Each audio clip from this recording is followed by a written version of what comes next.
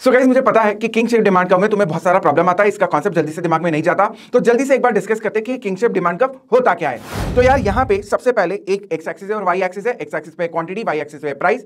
हमें यह समझना है कि ओलिगोपॉली मार्केट में जब एक सेलर अपनी प्राइस को चेंज करता है तो क्वांटिटी के ऊपर क्या इंपैक्ट आता है। तो सबसे पहला पॉइंट ये समझना जरूरी है कि ओलिगोपॉली में आपका हाई लेवल ऑफ इंटरडिपेंडेंस होता है, मतलब आपका कॉम्पिटिटर कोई एक्शन जब लेता है, कोई डिसीजन लेता है, कोई चीज चेंज करता है, तो आपको भी उसको फॉलो करना जरूरी है। आप पूरा ट्रैक रखते हो कि आपका कॉम्पिटिटर क्या कर रहा है। अब यहां पे मान लेते हैं दोस्तों कि यार ये है मार्केट प्राइस, ये जो ब्लू कलर से मैं मार्क कर रहा हूं this is the current market price. तो यहां पे मैं लिख देता हूं this is current market price.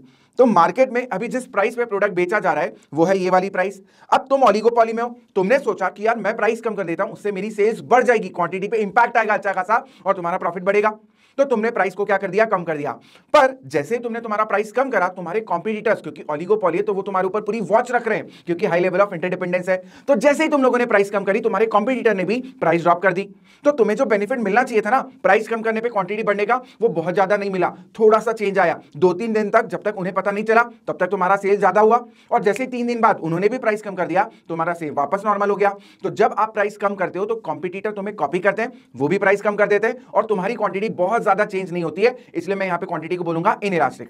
Demand chapter में हम लोगों ने पढ़ा था कि इनइलास्टिक डिमांड कर्व में स्टीपर ग्राफ बनता है। तो जब मैं प्राइस को रिड्यूस करूंगा तो मेरा जो ग्राफ बनेगा वो बनेगा स्टीपर, और यहां पे मैं बोलूंगा इलास्टिसिटी कम है। तो अगर आपने प्राइस कम करी तो आपकी इलास्टिसिटी होगी कम और ग्राफ कैसा बनेगा, स्टीपर।